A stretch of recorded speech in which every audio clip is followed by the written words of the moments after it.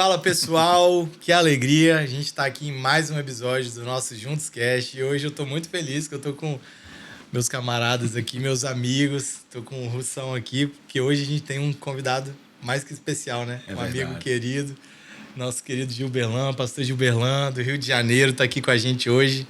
A gente está tendo esse prazer de te receber aqui Alegria. no Juntos Cast. E esse lugar, como a gente sempre fala, o nosso propósito aqui é reunir os amigos ao redor da presença. E que a gente possa ter hoje um tempo aqui de qualidade, de comunhão, partilhando daquilo que a gente mais ama falar, né? Do amor, do Cristo, do Evangelho.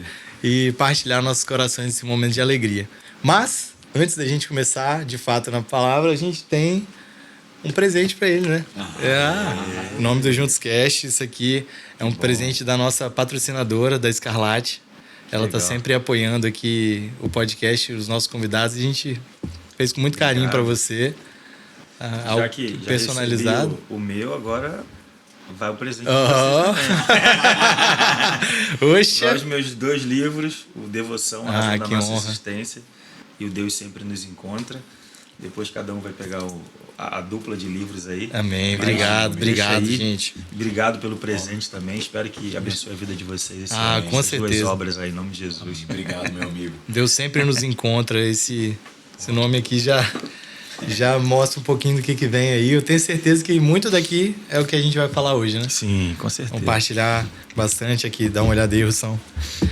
E a gente sempre começa de um jeito especial, que é perguntando ao nosso convidado quem é o Gilberlan. Ih, rapaz. Falar da gente é mais difícil, né? É mais difícil. Quando foi essa pergunta pra mim aqui, eu falei, pô, sou eu, o marido, o pai.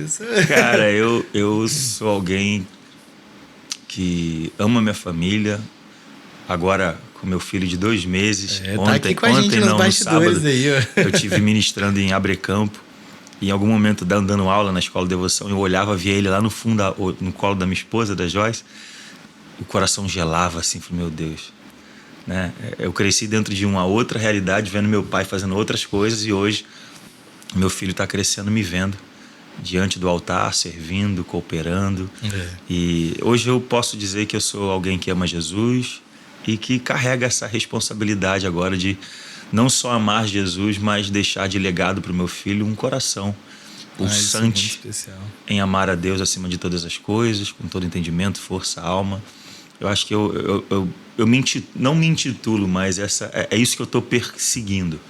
Sabe? Ser alguém que ama Jesus a cada dia de maneira um pouco mais intensa do que eu consegui amar Ele ontem. Amém, amém. Eu acho que essa é a melhor descrição que a gente pode ter, né? E o nosso maior propósito é justamente isso, como que a gente está gerando esse legado na vida dos nossos filhos. No episódio passado que a gente estava junto, o Russo ele até falou uma coisa, ele falou, eu só quero terminar essa corrida sabendo que a minha filha teve para quem olhar. Minha filha pôde olhar, que a Agatha possa olhar para o pai com os olhos cheios de lágrimas e vendo que o pai ama Cristo. Nossa, isso pra gente é a melhor coisa. E o Gael já nascendo nesse ambiente da presença, crescendo, vendo o pai partilhando o amor do Cristo, semeando isso com outros irmãos, vendo o Cristo sendo formado em outras pessoas através daquilo que ele fez na sua vida, que ele marcou. Eu acho legal você partilhar um pouquinho daquilo, o que ele fez na sua vida também, nessa jornada, como foi essa transformação desse Deus que sempre nos encontra aí, já de gancho. Muito bom. Então, eu venho de uma família onde a minha mãe começa a buscar a Deus, né? Venho de um lar um pouco conturbado, muitas brigas entre meu pai e minha mãe. E a minha mãe que é a braba lá em casa, mas teve muitas brigas e aos 9 anos houve a separação. E eu costumo dizer que meu pai trabalhava muito, sempre trabalhou muito e estava mais em casa no final de semana. Mas meu pai bebia, enfim, e meio que as minhas memórias afetivas eram meu pai num bar, bebendo, e eu de manhãzinha no sábado, no domingo, corria para os lugares onde já sabia que meu pai estava. E acabou que nesse processo todo, meu cunhado, que, né, alguém que era, na época, vivia uma vida totalmente conturbada também, vivia no crime na época, e era uma das lideranças da comunidade onde eu morava, e começa a namorar minha irmã, E o vazio deixado pela ausência paterna acabou dando espaço para o meu cunhado preencher isso. Então, mesmo ele vivendo de uma maneira errada, ele que me levou para o Maracanã, ele que me levava para a praia, para a cachoeira. Meio que a figura da paternidade, que estava meio que uma lacuna, foi preenchida através dessa figura. E é triste pensar que muitas pessoas, e muitos jovens hoje dentro da realidade que eu estou inserido, infelizmente abre espaço, e não só na realidade que eu estou inserido, mas a falta dessa figura, né, de referência na vida de alguém, como a gente está falando do Gael, está falando da Ágata, dos nossos filhos, acaba que infelizmente alguém vai preencher esse espaço vazio. Exatamente. Né? Pode ser o cara alcoólatra, pode ser o viciado em drogas, pode ser o traficante, pode ser a prostituta, enfim. A ausência deixada por essa figura abriu um espaço. Sim. Que ficou vazio.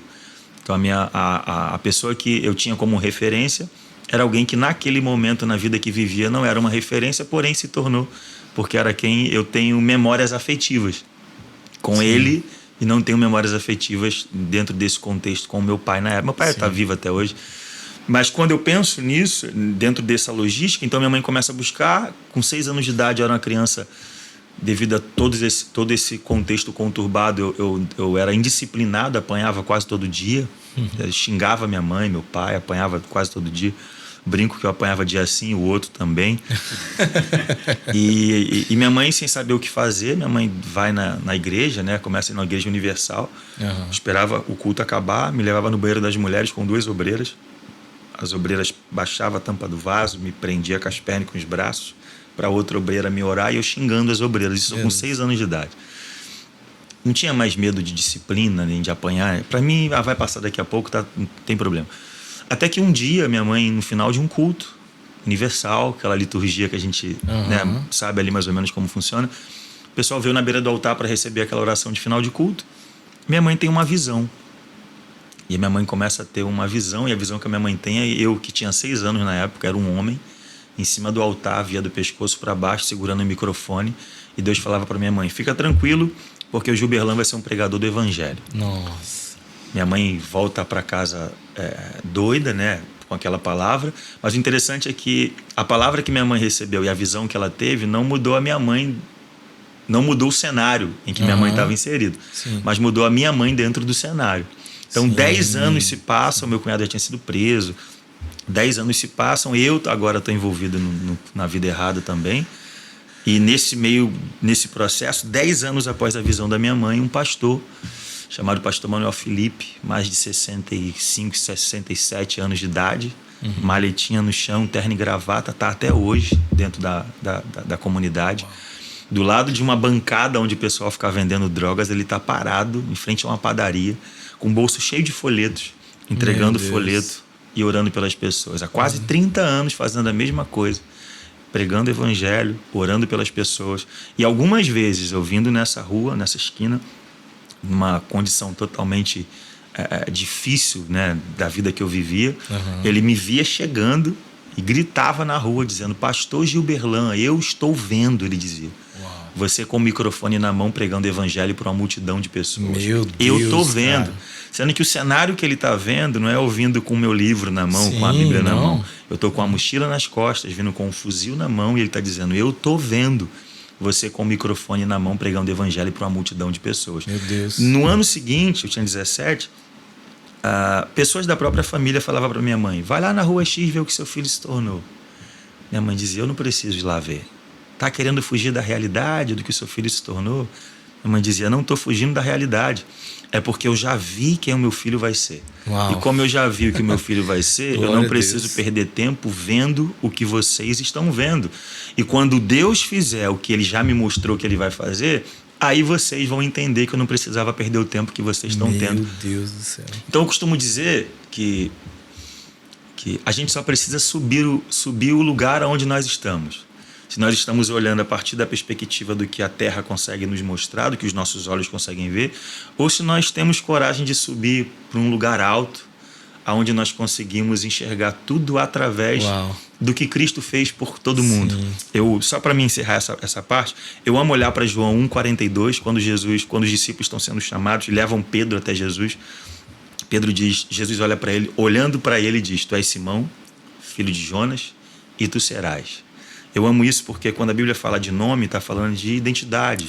Então ele olha para Pedro e fala, cara, eu sei quem você é. Você é filho de Jonas, ele está dizendo, eu sei quem você é, mas também conheço a sua história, conheço a sua genealogia, eu sei de onde você veio. Sim. Sabendo quem ele era, sabendo de onde ele veio, ele fala, mas tu serás. Uau, isso é demais. É lindo pensar que era um jovem, conhecendo a realidade da minha família, a vida atual não condizia, mas Jesus sempre tem um tu serás. E o tu serás é a partir da perspectiva do evangelho que projeta uma vida futura, uma vida transformada, né? Então a nossa missão como discípulos de Jesus é olhar para as pessoas não a partir do que os nossos olhos veem, mas a partir do que o evangelho afetando a vida dessa pessoa pode tornar essa pessoa. Então é nessa perspectiva que começa a minha história dentro do evangelho. Entreguei minha vida para Jesus nesse processo aí. Enfim, acho que é isso. Eu acho interessante que nessa história duas coisas me chamaram muito a atenção.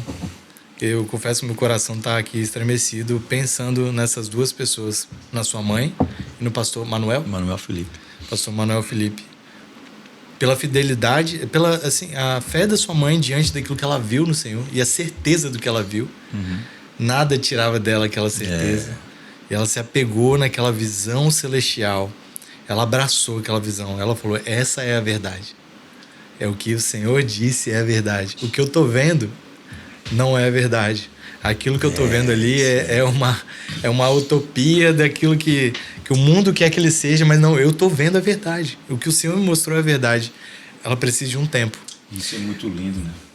E o pastor Manuel Felipe, pela fidelidade, 30 anos você falou, pregando a mesma palavra, o mesmo lugar. Vocês vão lá um dia, vão conhecer. Vamos, nossa, entregando por favor. Eu fico pensando, a gente tem essa mesma disposição a estar no mesmo lugar, pregando a mesma mensagem, talvez sem ver aquilo que a gente chama de frutos nítidos, né? Porque a nossa geração é geração de números. Verdade. Ela gosta de olhar... imediatista, ela gosta de olhar o que tem muito movimento, Cara, mas olha o que esse homem viu, cara. Pensa na loucura, pastor Gui, dentro da realidade do Rio de Janeiro, né? Eu que já estive no Rio, e aí melhor para falar é o Giberlão do Rio, não eu, mas a comunidade que eu tive, acho que eu passei uma semana dentro do Chapadão, e eu sei como é que funcionam as coisas. E, cara, o privilégio que eu tive de pregar o evangelho para o menino que no outro dia foi morto pela polícia, e ele ouviu a última mensagem, porque dias depois que eu fui para casa eu perguntei ao pastor, né? E aí, pastor, como é que tá o menino? Morreu. Então, assim, irmão, eu fico pensando agora nesse pastor Manuel. Quantos dos teus amigos, Gil, não morreram? É isso aí. Nessa troca de tiro. Não, e será que quantas vezes ele não ouviu de outros pastores falando assim, cara, você tá doido? Olha esses meninos que você tá pregando. E pensa aí, pastor Gui, o pastor Manuel, cara, mesmo diante dos meninos mortos lá, não mudou nada. Não mudou a mensagem. Ele tinha certeza do que o Senhor falou com ele, o que era para ele fazer. Aí a gente olha para a vida do pastor Manuel, lembra de Ananias, é qual cita na palavra uma vez só o nome dele, mas alguém que o Senhor podia confiar. Isso aí. Ananias, vai lá na rua chamada direita. Paulo tá lá orando para que você vá lá orar por ele. E eu fico pensando, é esse tipo de gente que o Senhor está procurando à disposição. Ele é alguém que nos inspira muito. Às vezes a gente passa, ele vai ver ele, aí vai falar com ele, às vezes quando está perto dessa mesa que o pessoal do tráfico fica, ele agarra na mão, começa a chorar, começa a gritar, fala, é por isso que eu não desisto de vocês aqui. Meu Deus, cara. Dobra o joelho no chão, começa a chorar. A gente fica, meu Deus, ele fica, Deus só pode me levar, a gente não leva não agora. Pelo amor de Deus. Fica mais um pouco, né? Mas tem uma história sobre ele interessante, dentre várias, né? É que uma vez um irmão nosso lá, que tem uma condição um pouco melhor dentro da realidade da comunidade, queria montar uma estrutura, porque o contexto de igreja deles é mais aquele ponto de pregação que a galera chama, né? E é fora da comunidade, do outro lado. E é qual igreja que ele é? Ligada à linha Assembleia. Assembleia, sabia. E ele é o que seria os irmãos do coque, né? A irmã tem os irmãos. São os E aí esse irmão uma vez, cara, falou pra ele, um amigo nosso, falou, pastor, aluga um lugar aí, a gente paga o aluguel pra você abrir uma igreja aqui dentro e tal. vê aí o lugar, e na inocência do rapaz, né, falou, enquanto a igreja não tiver condição de se manter, eu pago, sustento a igreja, na inocência dele, né? Ele falou, e se a igreja nunca tiver condição de se manter, enquanto eu for vivo, eu mantenho a igreja. O pastor riu assim, estava nesse lugar que ele evangeliza, olhou pro pessoal do tráfico assim, falou, não, a minha igreja é essa daqui, ó, a rua.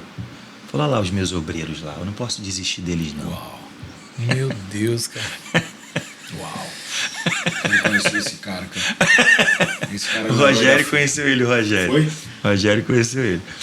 Então, a gente, quando pensa no evangelho, isso modela muito o nosso coração. As pessoas dizem assim, mas quando que é o evangelismo lá na comunidade? Fala, só sai de casa.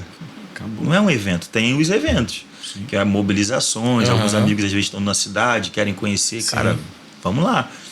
Mas é muito orgânico, é muito natural. Ali, vou no mercado, sim. Você vai comprar, você vai na padaria, você vai, né, lanchar. Cara, se torna um encontro evangelístico. Né? A gente vive dentro de uma base missionária, não era um lugar onde eu estou indo visitar um lugar. Não, a gente mora ali dentro, a gente está ali todo dia vendo o que você falou, que é o mais difícil, é isso. Você está insistindo ali, se lançando a semente, e muitas dessas sementes, infelizmente, caem em terras que não florescem, que não frutificam. Sim. Justamente porque cada coração vai determinar o resultado da semente, né? Então a pessoa ouve, às vezes se alegra, mas acaba que não dá espaço no coração para o evangelho transformar a vida. Acaba usando, né, alguns do evangelho de um amuleto de proteção, sim, mas não de, cara, eu preciso ter a força necessária para romper com o que eu estou aprisionado ainda, para me conseguir viver a verdade que eu estou vendo essa galera vivendo. Se eles conseguiram, cara, eu consigo viver também. E é isso que mais nos chocam, né? Joyce, na época, estava fazendo crossfit e voltou do crossfit. Eu estava em casa estudando o Sermão do Monte. Os livros lá do Martin Lloyd-Jones, do Kelly, Timothy Keller, aberto, o Sermão do Monte, chorando na sala. Joyce chegou braba, falou, tu não tá vendo não? Eu falei, meu Deus, não tô vendo o quê? Tu não tá vendo não? Estão batendo no rapaz aí embaixo. Quando eu olho na janela, o pessoal batendo em um casal. Desci, correndo. Era um jovem batendo em um casal, usuários de crack. E eu falei, e aí, o que aconteceu? Tal. E era um rapaz jovem, não me conhecia assim. Ele falou, não, você não pode fazer um certo tipo de coisa, eles estão fazendo. Eu falei, cara, eu também não sabia que não podia fazer, mas fiquei do lado dele. Eu falei, vocês não sabiam que não podia fazer o que vocês fizeram? Brincando, né? Enfim, entrei naquela conversa ali com eles. E aí o rapaz, não, mandei buscar uma certa coisa lá para cobrar, né, exercer juízo sobre ele. Eu falei, não, cara, mas isso não é a saída, não. Eu falei, olha, deixa eu te falar um negócio. Eu passei outro dia com a minha esposa e nós passamos 3 vezes na rua, você estava em cima de uma moto conversando com o pastor Manuel Felipe. Eu falei, cara, para você estar aquele tempo todo é porque aí dentro do seu coração você tem um desejo de viver algo diferente do que tu está vivendo. E se isso é uma verdade aí dentro, você vai ter que ter coragem, cara, de, mesmo tendo esse senso de justiça, sim, dentro do que você vive, mas você, por querer viver uma vida diferente, você vai ver eles errando, vai ter que mudar de calçada e vai seguir a jornada. Deixa que outro faça o que você viu eles fazendo. Sim. Porque você quer viver algo diferente e chegar em um lugar diferente do que você chegou. Aí ele na época falou, você é o irmão do livro, do jornal? Eu falei, jornal? Porque na época, quando eu lanço o Devoção, saiu no jornal O Dia, que é um jornal lá no Rio de Janeiro. Saiu no jornal. E ali na região ficou bem conhecido assim. Aí eu falei, não, é do livro? Ele falou, tal. Aí começamos a interagir ali. E aí passou um rapaz que é uma liderança do tráfico na comunidade. Aí ele gritou assim, aí contou o que o cara tinha feito. Aí o cara gritou, não, o Gil tá aí, o Gil resolve. Aí eu falei, agora você trabalha pra mim, entendeu? Ninguém vai apanhar mais aqui. Ele, não, irmão, pode levar eles. Eu falei, levar não, nós vamos orar. Aí levantou todo mundo, deram as mãos. Uau. Né? Quem apanhou segurou na mão de quem tinha batido, e ficou aquele círculozinho, cara. Eu mais o traficante, mais 2 pessoas. Oramos ali, ele foi embora, mas antes dele ir embora eu falei, cara, eu estava lendo ali agora, bem-aventurados misericordiosos, que encontrarão misericórdia, dentro de uma logística para ele entender, né? Sim. Eu falei, cara, tem que entender dentro dessa logística que você quer viver uma vida diferente, cara, tem que plantar para colher, mano. Eu falei, não tem como você querer ter misericórdia se você não exerce misericórdia. Eu falei, por exemplo, hoje você está cobrando deles. Cara, mas amanhã, uma madeirada a menos que você dá hoje pode ser uma madeirada a menos que você leva amanhã, cara. Verdade. Ele foi embora. Dias depois eu tô pregando em Angra, a igreja tinha fechado um hotel, fui na porta do hotel, recepção fechada, fiquei trancado do lado de fora. 3h30 de casa, perto de Paraty, voltei de madrugada, cheguei 3h30 da manhã, quem era o cara, que era o vigia da rua? Ele. Falei, opa, não é em vão, vem cá, toma meu livro, o livro do jornal é esse. Começamos a interagir, brincar, peguei o contato dele, começamos a nos falar. Dias depois ele manda mensagem, irmão, só pra te dar notícia, larguei o crime. Falei, tá precisando de quê? Tem processo? Não tem? Como é que tá o teu problema com a justiça? Já tem os documentos. Começamos a dar um suporte para ele.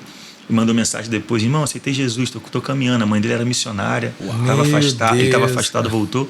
Aí, resumindo, uns dias depois ele manda mensagem de novo, ele tinha um certo problema lá, então foram cobrar dele, só do tráfico. Foi cobrar dele, então ele ia participar do famoso tribunal lá, ia dar um problema para ele. Sim. Falei, não, cara, me fala aí que a gente tenta conversar. Ele falou, nunca vi ninguém falar isso. Ele falou, não, precisa não, na vida errada Jesus me guardava. Agora que eu entreguei minha vida para ele, eu creio que ele vai guardar.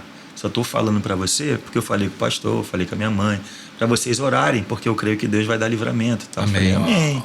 Eu tô crendo na tua fé, então, vamos junto, isso aí. Resumindo a história, ele vai conversar com quem tem que conversar, no meio da conversa deles lá, a galerinha mais nova querendo, né, fazer algo pior com ele, e a liderança falou, não, deixa ele embora, ninguém toca nele não. Aí, não, para não sair no 0-0, bateram na mão dele, né?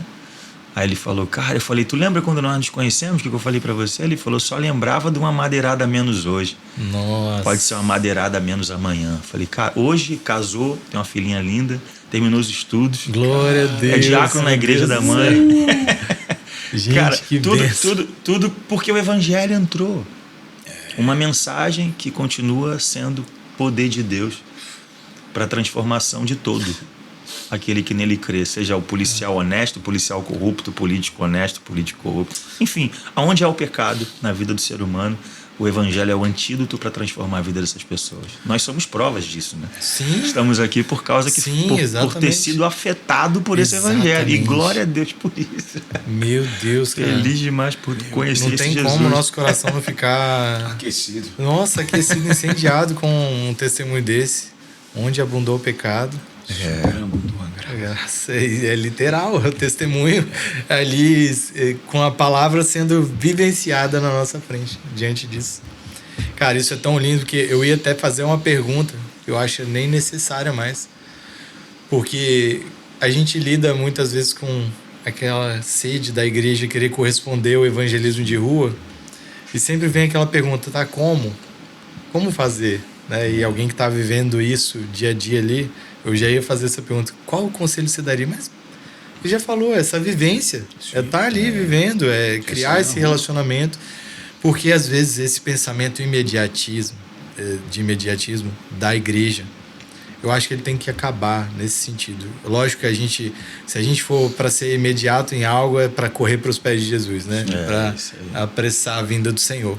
Mas em querer ver o resultado, não depende de nós, é insistir naquilo que ele mandou a gente ser fiel.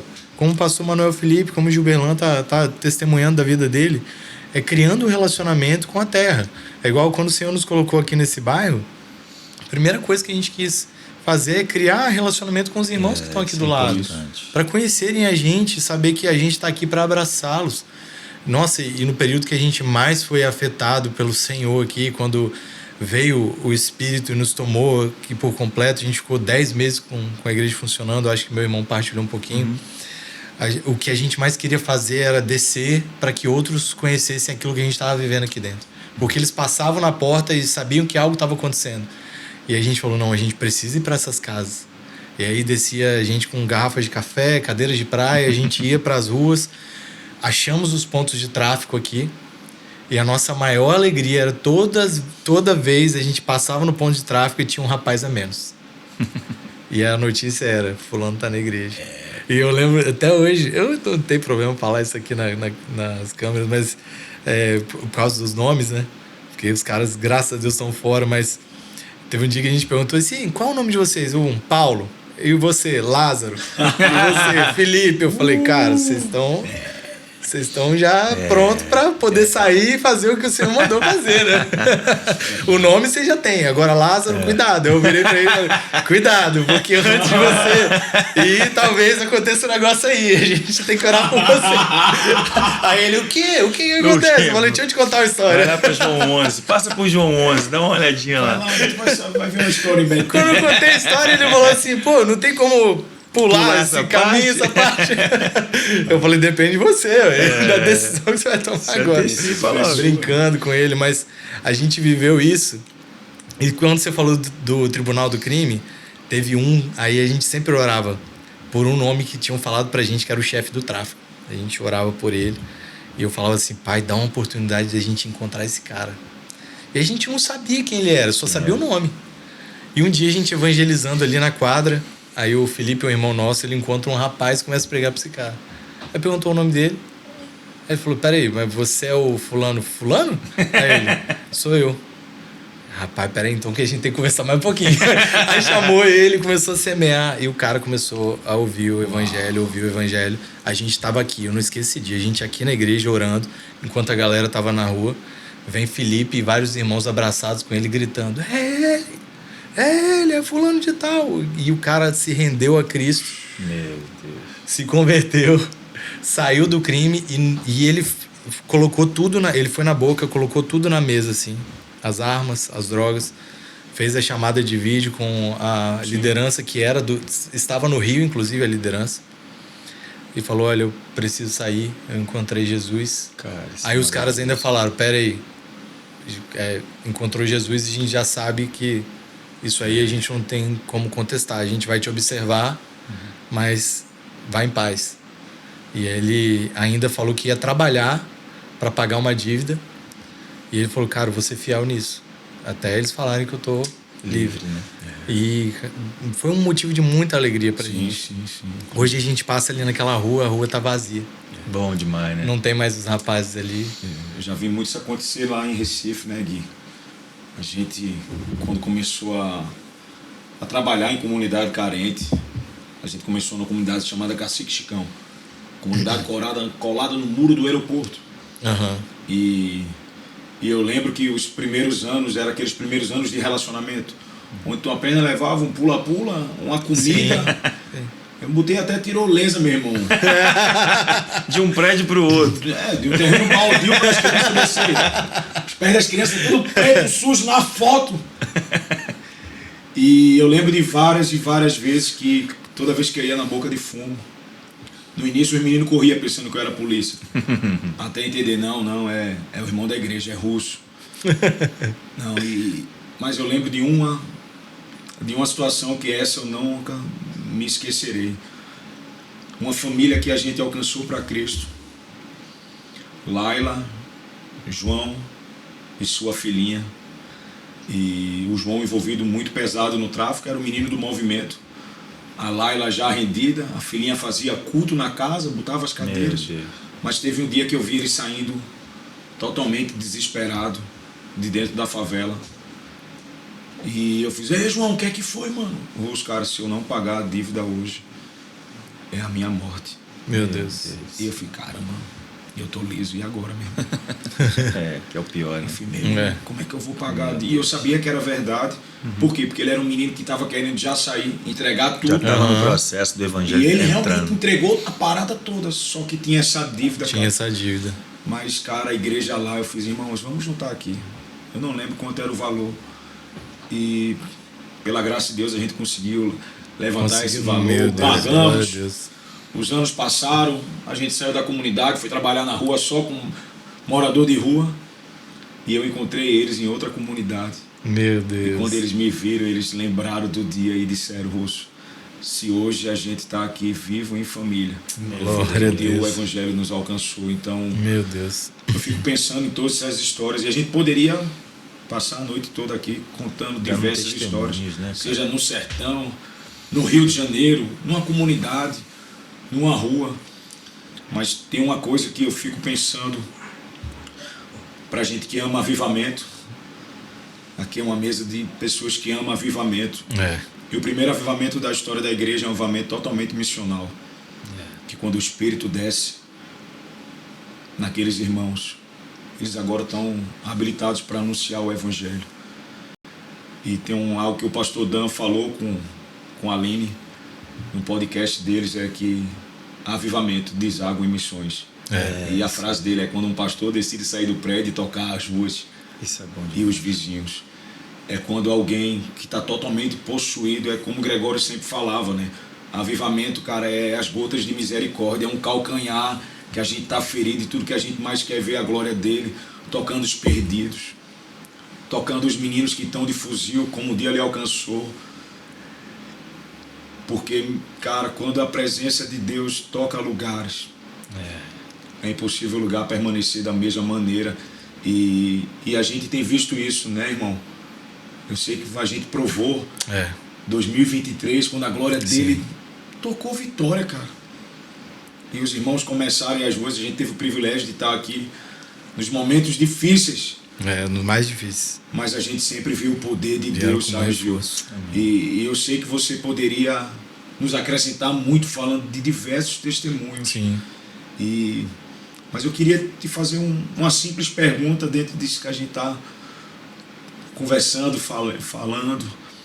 Eu queria saber, cara, como é que nasceu o manifesto, no sentido de quando é que tu entendeu realmente que agora a parada transicionou?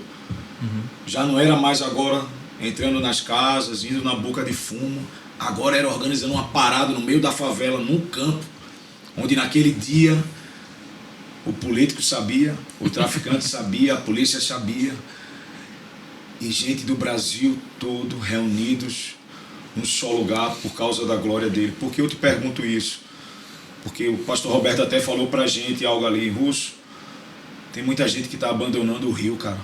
Tem muita gente que não quer saber mais da igreja do Rio, das favelas do Rio, tem muita gente que não é ser mais cristão no Rio de Janeiro, estão abandonando o Rio, e você é alguém que nos encoraja por conhecer a sua história. Nos encoraja a querer estar somando com o Rio. Porque saber que está há anos gastando a vida lá. É verdade. E são poucos que eu conheço que estão assim, que nem o pastor Lohan, não sei se você conhece. Lohan é um amigo. Maré também. E ele sempre me fala, Russo, cara, aqui tá difícil, cara. Meu ar-condicionado tá com uma bala de fuzil, cara, eu já não aguento mais, mas Deus mandou ficar aqui, cara. Eu não saio daqui até a glória dele vir. Então, assim, Gil, dentro de tudo isso, como é que de fato você entendeu que agora transicionou? Agora, cara, ou se não transicionou, como é que somou isso aí, né? Como que somou isso? Porque às vezes continuou paralelos. Exato. Como é que... compartilha, cara.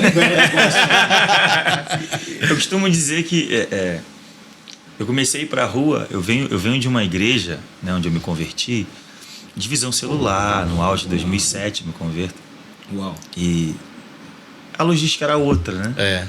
Então me converto num pré-encontro, numa quarta-feira, pré-encontro.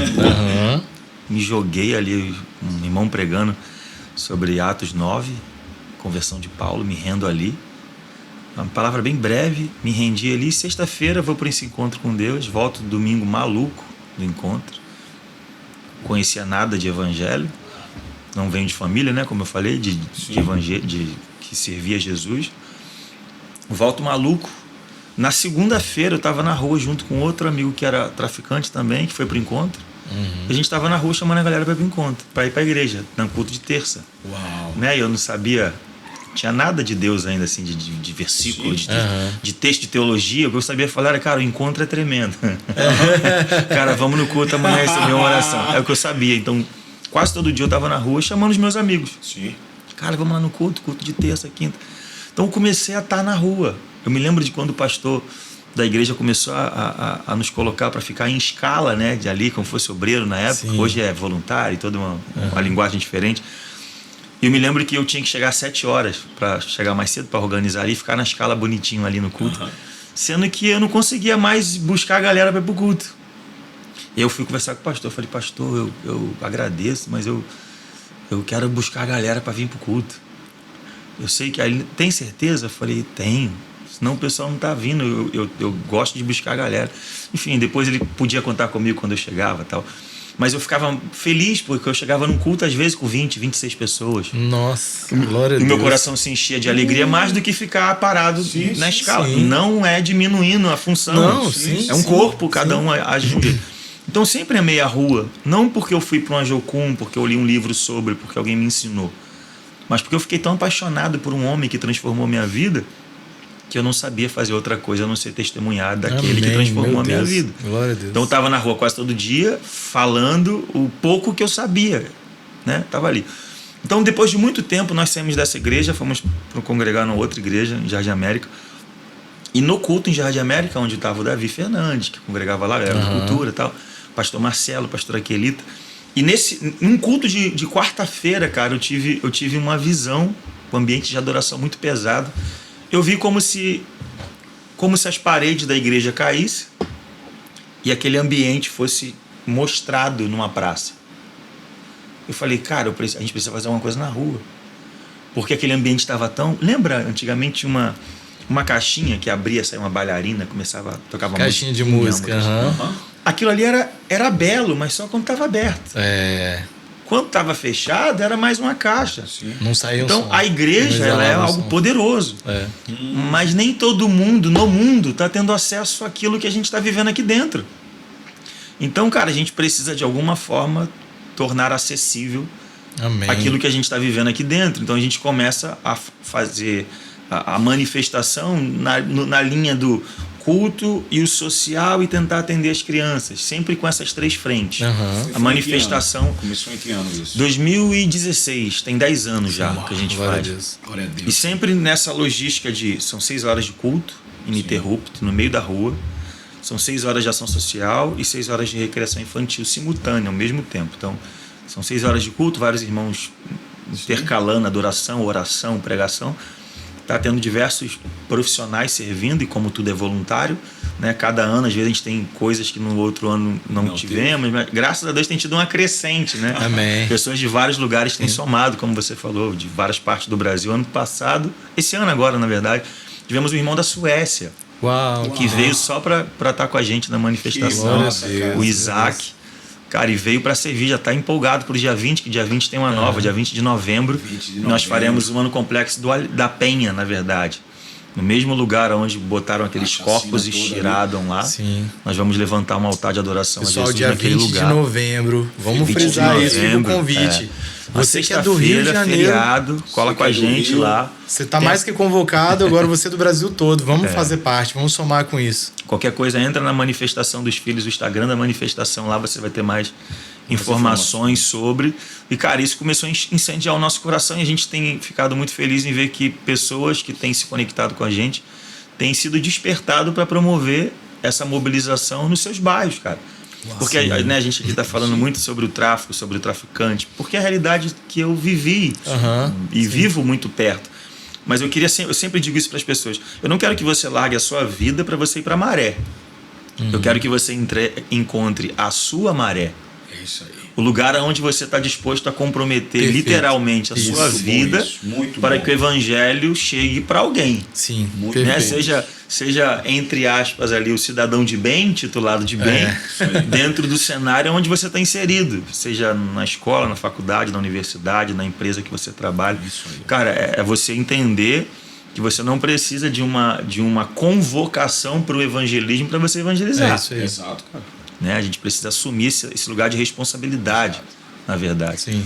E eu acho que a partir desse lugar, dessa visão, cara, que eu comecei a organizar mais claro que a base pensante de tudo isso, a minha esposa, é a Joyce, é ela que fica fritando, é a Joyce.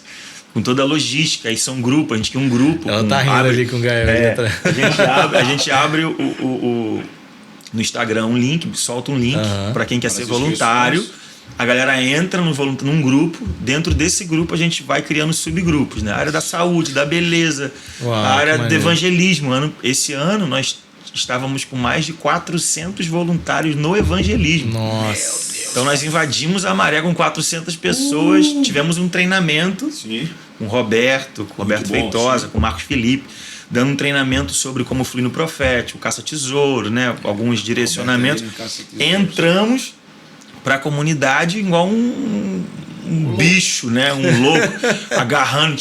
Eu me recordo disso, de encontrar um rapaz de moto, a gente abordou ele e aí começamos a falar de Jesus, porque ele me chama a gente de igreja, né? Ele é afastado. Aí ele, igreja, Igreja, eu estava em casa, igreja, ouvindo os louvores, vocês lá ministrando no campo. Falou, igreja, quando eu saí de casa aqui, peguei a moto, um grupo já me cercou, igreja, já oraram por mim.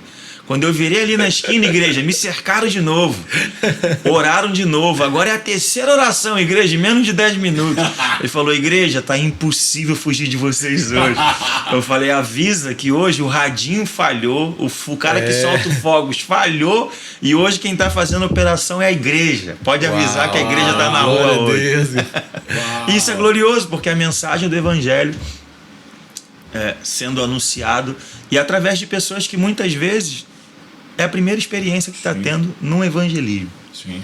Então, nosso desejo é despertar a galera, né, a Igreja de Jesus, para fazer parte daquilo que Jesus deixou como não uma opção, né? É isso aí. Mas como um mandamento. Quando eles menos imaginavam, uma forte onda invadiu a maré. Isso aí. Meu amigo. A grande comissão não é opção a ser considerada. Não é um mandamento. Mas um mandamento a ser obedecido. O Maicon fala algo que eu acho muito interessante. O Maicon Barroco, né? Ele fala que cantar Maranata sem ter compromisso com a grande comissão é hipocrisia. Isso aí. Isso cara. E se a nossa teologia não se mistura na poeira da comunidade, não dá. De nada vale. É só... Não, amar avivamento sem se comprometer com a grande comissão, sinto muito, você não ama avivamento. Você não ama, cara. Você não entendeu o que é avivamento. Não entendeu. Mas isso é por uma falsa concepção daquilo que foi muitos anos falado no Brasil, e não sei nem se eu cito esse termo. Cita, cara. Pode citar, aqui pode. Pode, pastor Roberto. Pode. Sobre o que é o missionário intercessor. Aquela concepção do jovem que vai ficar numa sala de oração ali, lendo os livros, orando e tal, achando que ele vai viver um avivamento, mas sem se comprometer com mais nada.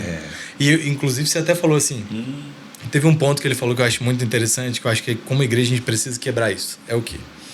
Ele falou assim, porque naquela época eu fui chamado como um obreiro para estar ali e tal. Sim. Hoje é voluntário. E, cara, infelizmente, hoje a gente está sendo chamado de voluntário. Que eu acho que era muito melhor a gente ter a concepção da mente de obreiro. Aquele que sabe que foi convocado para uma obra e que o trabalho dele é fundamental para a continuidade dessa obra, que o Senhor o chamou para trabalhar e que você não está ali por uma simples vontade de querer ajudar em algo, mas porque Ele nos convocou para uma grande obra e a gente tem o privilégio de fazer parte. Então acho que se a gente puder, até como pastor, colaborar para que essa visão seja transicionada. Chega de visão de voluntário, mas a gente tem uma visão de obreiro mesmo nessa grande obra do Senhor, sabe? Eu acho que a gente precisa cuidar disso, cuidar daquilo que são termos que a gente foi deixando entrar em nós. E, assim, a gente mesmo aqui já falou assim, Deus vai levantar missionários intercessores. Chega, cara, Deus vai levantar missionários, Deus vai levantar evangelistas, pessoas comprometidas com a grande comissão, que amam o lugar que o Senhor os colocou e que vão ter a visão celestial, sabe? Se é para contribuir no Horto do Salitre, no Nordeste, no Piauí, se é na Maré, mas se é no bairro que você foi colocado, se o bairro conhece, cara. Maria Ortiz. Muitas pessoas viram pra mim e falam assim, cara, mas e aí, como abordar, né, tanto o traficante? Eu falo sempre assim, cara, eu vou dar exemplo por mim. Eu me lembro, eu tenho lembrança de algumas vezes, de 6 e pouquinho da noite, né, numa esquina, num ponto de venda de drogas, com alguns amigos, e aí começava a passar os irmãos, tu tá ali todo dia, tu já sabe a rotina de todo mundo, tu tá ali todo dia. E aí você começa a ver, hoje os irmãos passam meio que disfarçados hoje em dia, né, comparado antigamente, os irmãos com aquelas roupas de crente, terno, gravata social, passavam gravatinho. E algumas vezes eu cheguei a falar isso para alguns amigos que estavam do meu lado.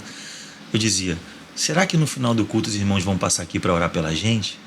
Caramba. Inconscientemente, eu estava orando, pedindo uma oração. Sim. Os anos passam, eu me converto, começo a namorar a Joyce. Ia deixar a Joyce em casa no final do culto. Tem um amigo, criado comigo, que era uma certa liderança do tráfico também, uma rua antes de chegar na casa da Joyce. Passava por ele, cumprimentava, ia para a casa da Joyce, depois de um tempo voltava, dava um abraço, orava, dividia uma palavra com ele. Hoje ele é um pastor na Maré. Uau! É um pastor, amigo nosso. Inclusive, hoje, sexta-feira agora, completou 10 anos de evangelho. Aleluia! Sexta agora. Glória a Deus. E aí ele conta isso, ele dá testemunho disso. Mel que conhece ele. Ele fala assim, quando eu via o Gil passando, eu falava assim, né? Olha a expressão que ele usava. O irmão não tá podendo ficar lá ainda, né? Tipo assim, o irmão não pode dormir lá. O irmão vai ter que voltar. Sim. E eu sabia que o irmão sempre, quando voltava, deixava uma palavra, dava um abraço, orava. Então, por mais difícil que isso pareça para as pessoas, acredite, quando você passa na rua, as pessoas quando olham para você, não é porque tá te desejando, porque tá querendo alguma coisa, tá querendo te roubar, não. As pessoas estão olhando para você, cara, porque elas reconhecem, porque Jesus ensinou sobre isso em João capítulo de número 8, versículo 34, Paulo fala em Romanos capítulo 6, que quem vive na prática do pecado é escravo do pecado. Então, literalmente, quem está vivendo no pecado está dentro de uma cela, literalmente. E quando eles veem a gente passando, cara, eles conseguem ouvir as chaves que nós carregamos, que tem poder de libertá-los daquele aprisionamento. Aleluia. E muitas vezes nós nos sentimos indiferentes, mudamos de calçada, temos medo, claro, né? Tem pessoas que foi vocacionado para falar para certo tipo de pessoas, eu entendo tudo isso. Mas que a gente venha estar sensível sempre no que o Espírito deseja fazer. Às vezes a gente fica muito refém de ser guiado pelo Espírito no momento litúrgico do culto. Sim. Quando, na verdade, cara, às vezes um simples ida ao ponto de ônibus, cara, no meio do caminho, Deus pode transformar não só a vida, mas o curso da eternidade de alguém. Meu Deus. Através da nossa vida. Então nós carregamos, mais do que ter a chave da cidade, nós possuímos as chaves do reino. Cara. Amém. Tem poder de desligar pessoas da realidade das trevas e ligá-las à realidade do reino de Deus. E nós somos os responsáveis por anunciar esse evangelho, né? E se nós não fizermos isso, cara, no nosso turno, né, Russo? As pedras não vão clamar, não.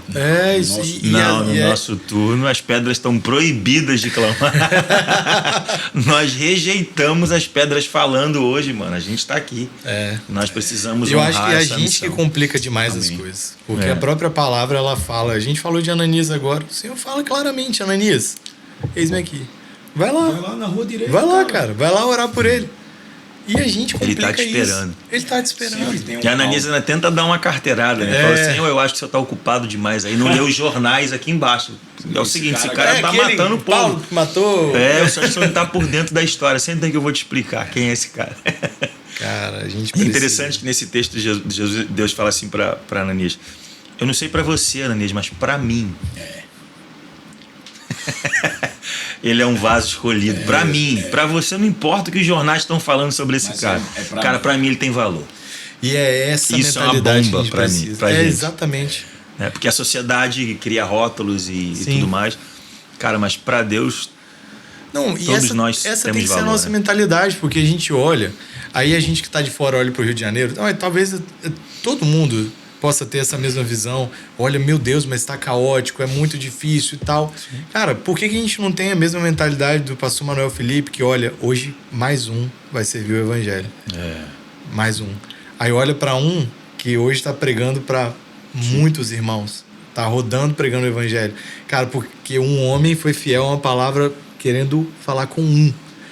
E às vezes a gente quer ver uma transformação no macro, a gente quer ver um avivamento pipocando e fogo pegando na igreja e o pessoal entrando. Cara, por que a gente não vai pra rua e fala assim, cara, hoje um vai conhecer Jesus? É o que eu sempre falo, sabe, Gui?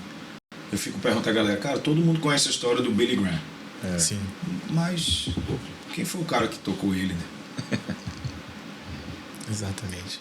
Qual foi o culto que o pregador estava pregando que o menino foi tocado? Aquele menino que se perdeu no passeio da escola, que se deitou, se dobrou lá na casa de John Wesley. E só clamou, o Senhor faz de novo. Quem foi o Ananias na sua vida? Quem foi o Ananias? Na verdade, a pergunta que eu faço para a gente, coletivamente, é quem quer ser um Ananias nesses dias? Para poder ouvir a voz de Deus. Mas, Senhor, é difícil. Não, relaxa, cara. Mas é no presídio. Não, relaxa. Vai lá. Não, é no sertão. Senhor, eis-me aqui. Porque, irmão, independente, seja no presídio de menores, seja no sertão, seja nas nações, a gente já provou disso nas nações. Eu, Gil, na Europa e você na América, mas seja numa favela, seja num beco, sim, seja num seco, meu irmão, do sertão, o que continua transformando o homem é alguém que está nos encontrando, cara. Deus. O Deus que sempre nos encontra, é o poder do Evangelho. Um dia eu no Rio, lá no Chapadão, cara. Chapadão em cima, né? Caramba, que morro lindo, cara. Baile funk rolando embaixo. E eu pensei, uma coisa bateu muito forte assim em mim. E eu comecei a chorar compulsivamente. Porque eu fiquei olhando e pensando, um dia esses meninos vão largar o fuzil para andar com jornais, cara. Cara, quando isso acontecer no Rio de Janeiro, e que vai acontecer, meu Deus, cara. O Brasil vai ser varrido mais uma vez, cara, com essa paixão por avivamento, pelo despertar da grande comissão e pelo testemunhar do Evangelho. E sabe qual é o privilégio que a gente tem de fazer isso hoje juntos? É com a nossa família. É isso aí. É com os nossos filhos. Todo mundo que está aqui é pai. Está ali o Gael de 2 meses. E já está na missão. E já está na missão. Não, Não, mas filho vai atrapalhar. Eu sempre ouvia isso, cara. Meu cara, Deus. Desde que a Agatha nasceu, 13 dias de idade, a gente estava com morador de rua. Deu 3 meses, eu levei ela pro sertão. Desde então, eu falei, meu Deus, essa menina... Tá aqui. Demorei Vitória. tanto tempo para fazer isso, ela já está com 13 dias. Olha como eles já estão à frente da gente. Então, assim, cara, hoje a gente tem esse privilégio, sabe? Verdade. Tem algo que eu fiquei muito tocado com o pastor Gui, que a gente foi na salinha dos adolescentes da igreja. E ele compartilhou o testemunho dele da maneira que Deus tocou ele na adolescência. E de repente, cara, a gente estava impondo as mãos sobre aqueles adolescentes e os meninos chorando. Tudo querendo Deus. Então hoje a gente tem esse privilégio de poder ensinar com os erros que um dia a gente cometeu. Sim. Com as falhas que a gente falhou, mas também com o zelo que a gente nunca perdeu, cara, por causa da verdade. Então eu creio muito, sabe, pastor Gui, pastor Gilberlan, pastor Roberto também que está aqui, é que Deus está mais uma vez tocando uma geração de filhos e filhas. Amém. Para manifestar o poder do Evangelho. E a gente vai ver os nossos filhos, cara, varrendo lugares, tocando pessoas. Que eu não sei se a gente vai ir, mas eu sei de uma coisa. Eles vão, cara. Por quê? Porque a gente está preparando esse caminho para essa geração. E isso tudo coletivamente.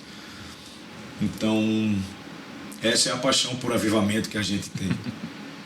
Essas são as lágrimas que a gente tem. Uma vez, só para eu encerrar e passar para vocês isso, a gente estava em Recife, um encontro com o Gregório. E na época eu pesava 125 quilos, então eu estava gordão, sem barba. Eu lembro que o Gregório me abraçou assim, cara, e fez: Russo, você como um urso, cara. Eu fiquei, caramba, eu vou chorar, eu vou rir, né? Eu lembro que ele me abraçou e fez: daqui a alguns anos, cara, a paixão que você tem por Jesus vai atrair muitos na sua casa. Amém, glória a Deus. E ao longo dos anos a gente tem visto essa palavra se cumprir, a paixão por Glória a Jesus. Deus, glória a Deus. O zelo pelo Senhor tem tocado lugares. E eu sei que não é a gente, cara, é Ele. A gente só tem o privilégio de fazer parte. É como o meu pastor sempre fala, Rodrigo, né? Russo, se é uma sardinha, uma bolacha creme cracker, serve à mesa, cara. Não se importa com glamour. Apenas serve. Esse é o coração de Jesus. Esse é o coração apostólico da missão, que é o coração de Cristo. E eu vejo que o Senhor, mais uma vez, está fazendo isso. E a gente está vendo muitos nascerem. A gente está vendo, cara, os filhos nascer para esse tempo. Eu sei também da responsabilidade diante dos dias que a gente tem enfrentado. Diante do sofisma, diante da guerra na mente, diante da apostasia.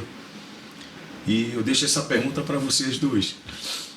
Diante desse cenário tão caótico de apostasia, de caos, pragas, frieza, quedas, escândalos, onde muitos têm ido para um extremo, têm saído do carisma, têm apagado o espírito, desprezado as profecias. por conta de várias feridas. Sim. Não estou anulando as feridas, não.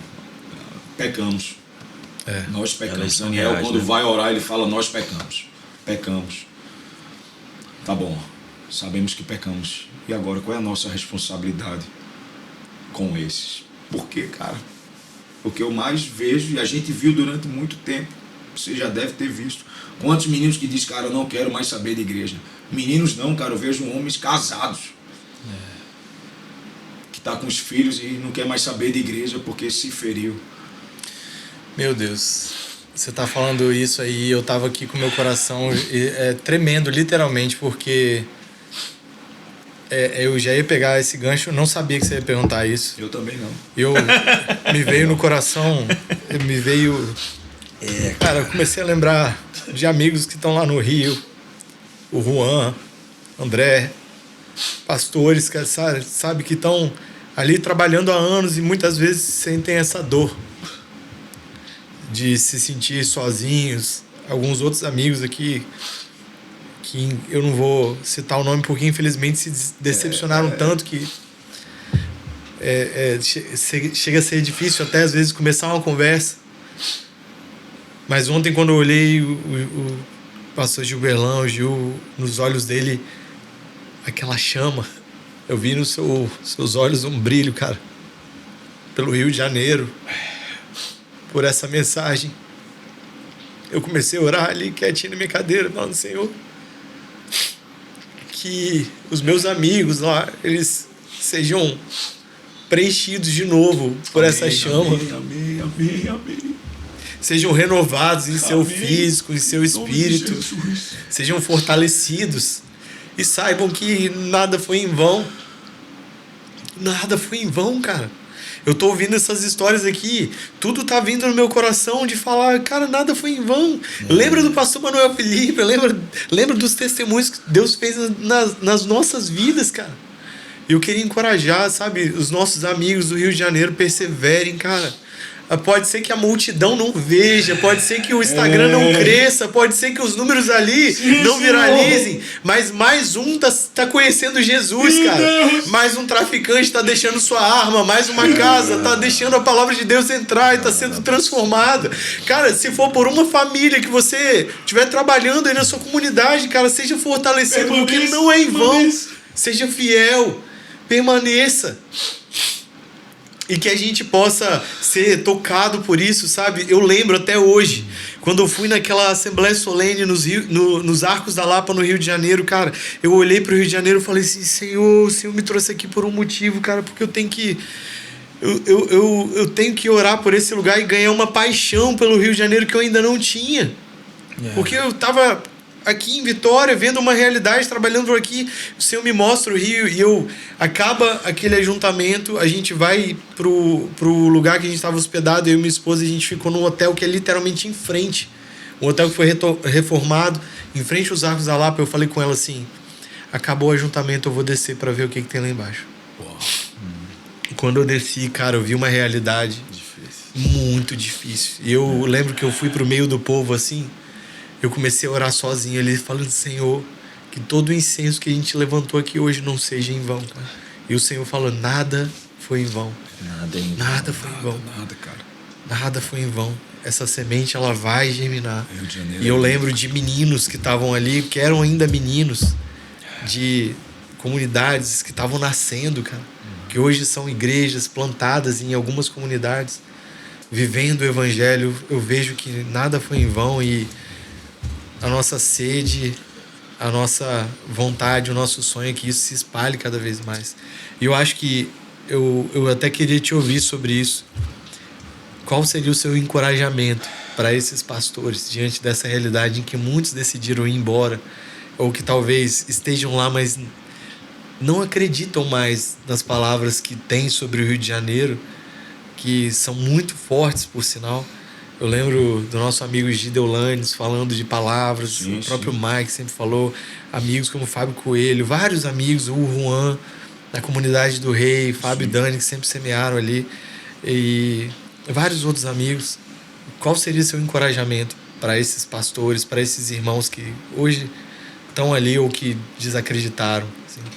Eu acho que como a gente estava falando do lance de ser imediatista, eu acho que a nossa missão é obedecer.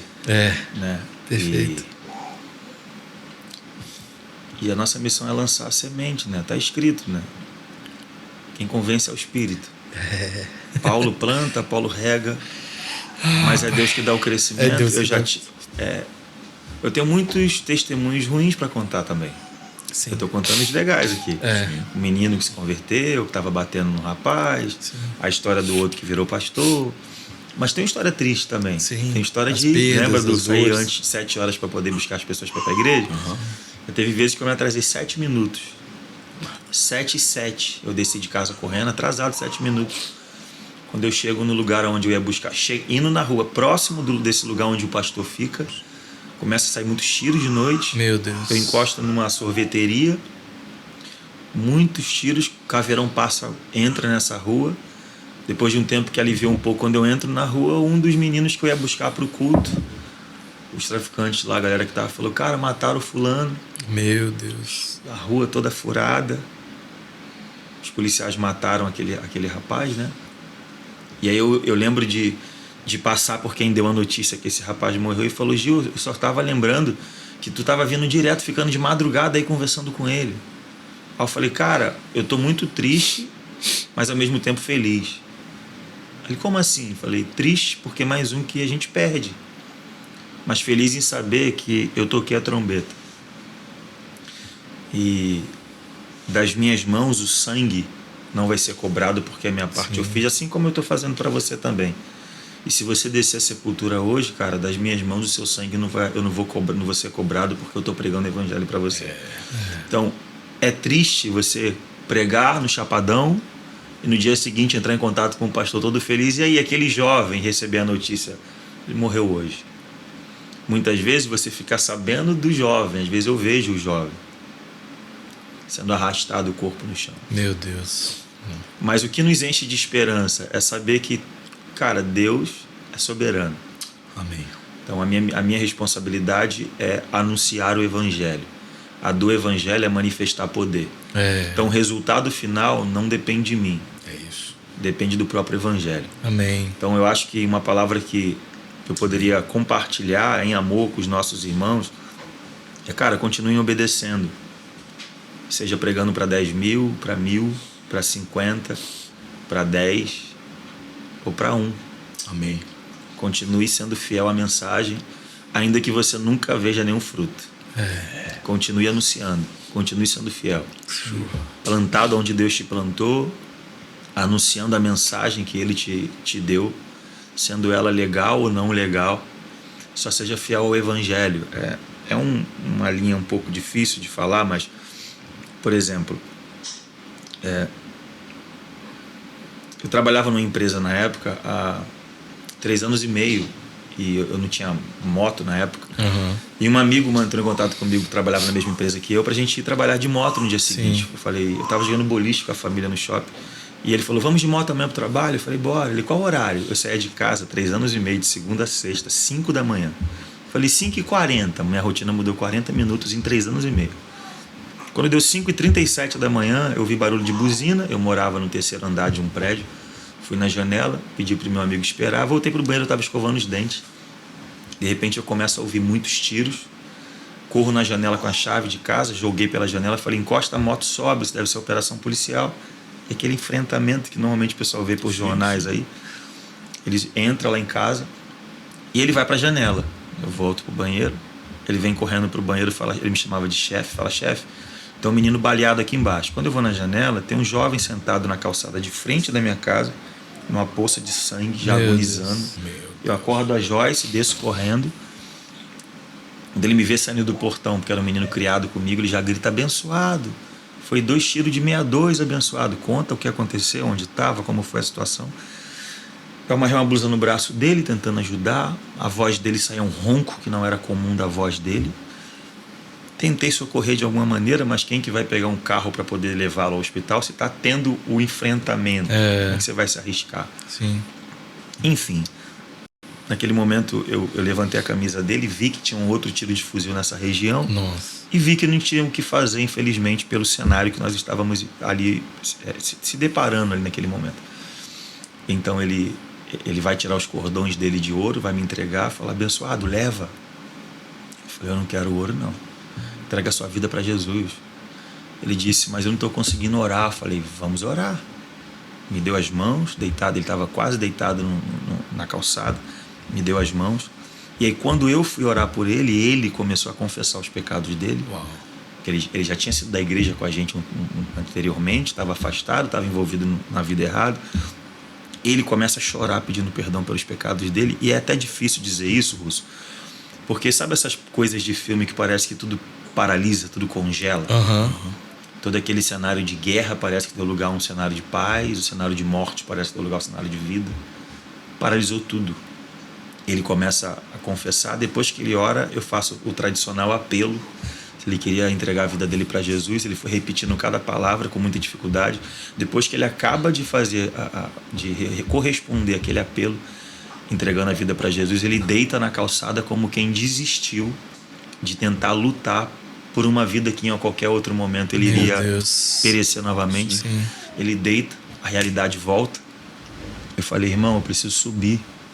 Os policiais chegarem aqui e me ver na condição que eu estava descalço, sem camisa. É um pouco complicado explicar que eu sou um crente que desceu para orar por você, que, né, ele sabe da vida que você vive para ter dado esse tiro em você. Enfim, ele estava armado, a arma dele caiu, enfim. Naquele momento eu subi, foi o tempo de chegar na sala de casa, os policiais chegaram embaixo, e ali mesmo aquele jovem veio a óbito. Fui pro banheiro, me lavar do sangue, tomar um banho, chorei muito. Uau. Mas uma alegria invadiu meu coração em saber que houve salvação para a vida daquele jovem. Deus. Nossa. Por que eu estou contando isso? Porque aquele jovem tomou 2 tiros de fuzil a 300 metros da minha casa, consegue correr com 2 tiros de fuzil, cai na porta da minha casa num dia que eu não estaria em casa, num horário que eu não estaria em casa. Eu costumo dizer que os vizinhos podem até ainda não saber quem nós somos, mas no mundo espiritual nós somos uma demarcação territorial do reino de Deus. Glória a Deus. E para os nossos amigos, pastores, irmãos que estão envolvidos na missão, cara, acredite, no mundo espiritual você é conhecido. Amém. Você é uma demarcação territorial do reino de Deus. E Deus, ele tem plantado você onde você está como um luzeiro. E nós precisamos ser fiéis a isso. Amém. Seja dentro de uma favela, seja dentro de um condomínio luxuoso, cara, seja dentro de um lugar muito carente ou de um lugar muito próspero, sabe, de muita riqueza. Não é sobre o cenário ao seu redor, é sobre o seu nível de obediência em permanecer aonde Deus plantou você para estar, fazendo aquilo que Deus te chamou para fazer. Então, a maioria das vezes nós vamos se deparar com cenários que não é favorável. O pastor me olhava com um fuzil na mão: você é um pregador, eu vejo você pregando. Então, quem encheu meu coração de esperança? Alguém que estava olhando para mim numa realidade, mas mostrando uma outra perspectiva. É isso aí. Então, se nós desistirmos de estar nesse lugar com essa mensagem, quem vai lá? Né? Quem que vai proclamar? Quem vai anunciar? Como ouvirão? Se não há quem prega. Se não há quem prega. Mas como pregar se ninguém se dispõe aí? Né? Então, isso eu não tenho uma certa bandeira do não, tem que permanecer nesse lugar. Não, você tem que permanecer onde Deus te plantou. É isso aí. Seja onde for, dentro de um asilo, de um prostíbulo, dentro de um bar, cara, onde Deus te mandou pregar o evangelho, seja obediente. Permaneça. Mas nada aconteceu, eu não consegui estabelecer uma comunidade local, não tenho nenhum fruto para dar de testemunho aqui. Não tem problema, você foi fiel a Jesus, cara, você cumpriu sua missão. É isso aí. A semente foi plantada, um planta, um rega, e Deus dá o crescimento na hora certa. Então eu não sei se eu estou plantando ou se eu estou regando, e não importa. Sim. O que a alegria é saber que nós fazemos parte da obra que Ele está fazendo. Um dos grandes problemas da galera é achar que é possível fazer a obra de Deus. E a galera fica, não, eu estou fazendo a obra de Deus. Não, se você é peça fundamental em fazer a obra de Deus, então me mostra onde você estava no dia da criação. Nós não fazemos a obra, nós somos cooperadores da obra que Deus está fazendo. Esse privilégio de participar da história dele. Né, Paulo fala em 1 Coríntios capítulo 3, verso 9, sobre cooperadores da obra. Isso. Versos 10 ele fala sobre os sábios construtores. Sim. Versículo 11 ele fala sobre um fundamento que é Cristo. Então, nós não somos os fazedores da obra, nós somos os cooperadores da obra que o próprio Deus está fazendo. Sim. Então, quem fez em 2023 o que fez em Vitória? Deus. Mas ele contou com amigos que cooperaram com ele com aquilo que ele estava fazendo. Então, seja na Maré, seja na Bahia, seja no Piauí, seja em Recife, lá no Marco Zero, no sertão, não importa o lugar. Se nós estamos enganjados naquilo que ele está fazendo, cara, nós já somos relevantes, mesmo não tendo nenhum fruto. Visto, né? Nenhum fruto. Sim. Cara, mas eu estou onde Deus me mandou estar, fazendo o que ele me mandou fazer. Amém. Ponto. Amém. Eu não vi os frutos, não tem problema, não fui chamado para ver os frutos, eu fui chamado para obedecer. Hebreus 11. Os heróis da fé. Morreram. Sem ver. Mas, quando ele vier... Isso é bom demais, né? É legal. E é da mesma forma quando Jesus olha para os campos e fala para os discípulos, não foram vocês que plantaram. Esses campos não foram vocês responsáveis por ele. Mas aí ele transiciona, mas eles estão brancos. Vocês dizem que falta 3 meses? Peraí, não. Ah, cara. Um dia eu ouvi um irmão dizer, eu fiquei maravilhado com isso. Algo simples, mas eu fiquei pensativo. Ele falou que quando ele se converteu, Deus mandou ele sair pelo mundo espalhando semente. Ele falou, e um dia Deus me permitiu olhar para trás e eu vi uma grande floresta. Nossa, glória a Deus. Uau. É o que a gente está fazendo, né, Rosa? É o que nós sabemos fazer. Lançar semente. Aonde? Todo lugar.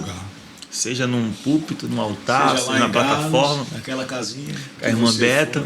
Com a irmã Beta. Tava lá na Europa, né, em Londres. Aí o pessoal, vamos lá em Big Ben e tal, lá na London Eye. Falei, eu só quero em Gales. Liguei pro Russo, falei, mano, dá o contato, como que eu chego lá? Passou o contato de uma senhorinha preciosa. De uma amiga. Meu Deus do céu. Que tá lá na Capela Moriá. Cara, foi só especial. Pra poder ouvir a história daquilo que marcou o nosso coração, ver de perto e chorar, cara. Esse cara tava doido, cara. Não, você tá doido. Tava eu e ele doido no telefone. Ele doido, o cara queria estar aí de novo. Eu sei que é isso que vai tocar as nações. É verdade. É o nosso coração. É o choro do Gael. O Gael tá mostrando aí que tá ativo, tá no negócio. Deixa ele à vontade. Deixa ele à vontade, cara. E isso é gratificante, né? Saber que a gente tá... Acho que mais importante de saber que Deus nos deu uma missão é saber que Ele está conosco na missão, né? A missão é dele. Cara, ele... A Bíblia diz, quando ele fala da grande comissão, fala que ele ia cooperando com eles, testificando. Isso é glorioso demais, saber que Deus ele tem uma missão, decidiu nos envolver na missão. Isso é especial, né? Ver ele gritando, como a gente falou de Lázaro aqui, ver ele em João capítulo 11, versículo 35, diz que Jesus chorou, cara. Mas Jesus chega diante do túmulo de Lázaro, tendo todo o poder para gritar Lázaro para fora, e antes de gritar Lázaro para fora, ele preferiu gastar um tempo chorando, se compadecendo de quem estava chorando, né? Eu, sendo sincero, tendo o poder que ele tinha de mandar Lázaro voltar para a vida, eu nem ia querer chorar, não. Mas Jesus fazia questão de sentir a dor com quem tinha dor. Ele chorou pelo seu povo. E se nós somos discípulos de Jesus, a gente vai precisar aprender a exercer um evangelho da identificação, a se tornar semelhante, para promover esse semelhante a uma realidade superior à realidade que eles estão vivendo naquela realidade atual, né? Então, nós somos os caras responsáveis por essa mensagem ao mundo, cara. E sabe qual é o legal disso de Lázaro? Eu não vou viajar, não vou dar a história. É porque depois da sua ressurreição, 6 dias antes da Páscoa, Betânia, antes da cruz, tem um caminho. E a gente sabe daquele contexto todo, né? Maria derrama os seus pés, Judas, sempre vai ter um Judas aí, meu. Só que eu gosto da parte que fala assim: muitos deles não vieram apenas para ver Jesus, eles vieram para ver Lázaro. E a partir do testemunho do que Cristo fez na vida de Lázaro, eles começaram a crer em Jesus. Aí os judeus, então vão matar Lázaro e Jesus. Lázaro entrou no combo. Por causa do testemunho do Evangelho. Cara. Possa ser que a gente seja morto. Meu Deus. Esse é um privilégio que a gente tem. Mas é o testemunho que revela o Cristo. É o testemunho verdadeiro. Meu Deus. O testemunho de Jesus é o Espírito, é a profecia. É a profecia. É o que revela a sua realidade, a sua identidade, quem ele é. Tô olhando o livro ali do Dalton, né? Até a morte. Até a morte. Fiéis até a morte. E aí é outro podcast, né? Não, vai entrar em martírio aí, a gente vai falar a cabeça na cabeça. Mas é até interessante ter falado disso aqui, porque eu acho que a gente pode falar abertamente isso. Pode. Né? Tem maturidade na mesa pra gente falar isso, porque infelizmente o testemunho do Dalton até então infelizmente veio com denúncias e comportamentos que o reprovaram, e talvez isso aqui seja algo que tem que chamar a nossa atenção. Sim. A nossa mensagem e aquilo que nós estamos de fato vivendo diante dela. Meu Deus. Se nós estamos sendo fiéis àquilo que a gente está partilhando na mesa, e se nós permaneceremos fiéis até que ele venha. E a grande questão é que às vezes não é sobre uma mensagem tão contundente, mas o quanto eu vivo de fato aquilo que Jesus nos confiou a viver. Então, o Gil falou algo assim, teve um pastor que falou algo tão simples, mas me marcou. Mas talvez seja isso.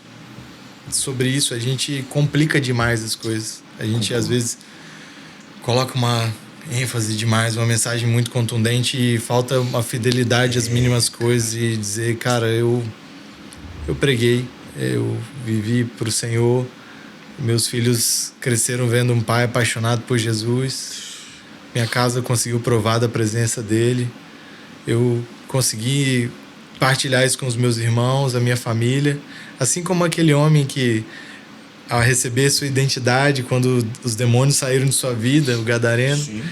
que fala que queria seguir Jesus, e Jesus não vai para o meio dos teus, e anuncia aquilo que eu fiz na sua casa. Isso aí. Que nós sejamos fiéis a uma palavra, fiéis a uma mensagem, e que a partir disso a gente possa ver um Rio de Janeiro que seja mais apaixonado por Jesus. Em nome de Jesus. A vitória do Espírito Santo se concretizando. Amém. Recife provando do Senhor naquele marco zero. E como a gente falou, que Ele levante aqueles que estão disponíveis a pregar por toda Jerusalém, Judeia, Samaria e até os confins da terra, por amor a Ele. O Espírito dele está aí disponível para que a gente só fale, Pai, eu preciso de Ti. Preciso da sua presença. Sem sua presença eu não sou nada, não adianta, eu não consigo. Se a sua presença não for à frente, de nada adianta eu ir. E que a gente se coloque nesse lugar para que o Senhor nos leve como homens fiéis a essa mensagem. Eu acho que tem nada melhor do que a gente finalizar esse podcast hoje orando por isso.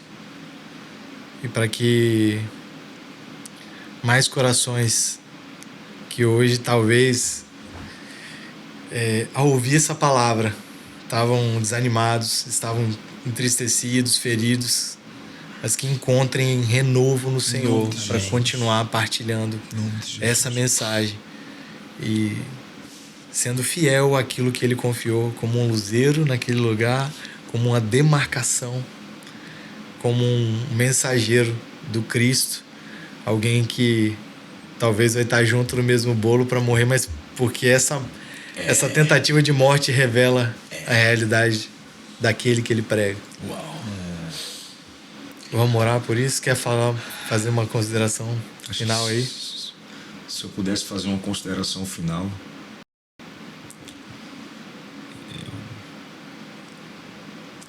lembrarei as palavras de John Wesley, quando perguntaram a ele: John Wesley, qual é o segredo da sua mensagem? Ele simplesinho respondeu: eu apenas queimo e deixo o povo me ver queimar. O meu mundo é a minha paróquia. No Brasil e nas nações a gente vai ver mais uma vez famílias, coletivo, essa igreja coletiva da comunhão, Pai, dizendo: eu só tô queimando, cara. e o povo tá vindo ver queimar. Que o Senhor nos ajude a tocar essa geração mais nova, que é tão acelerada, que vai nas escolas, as escolas são boas, cara, as escolas missionárias, eu me amar, cara.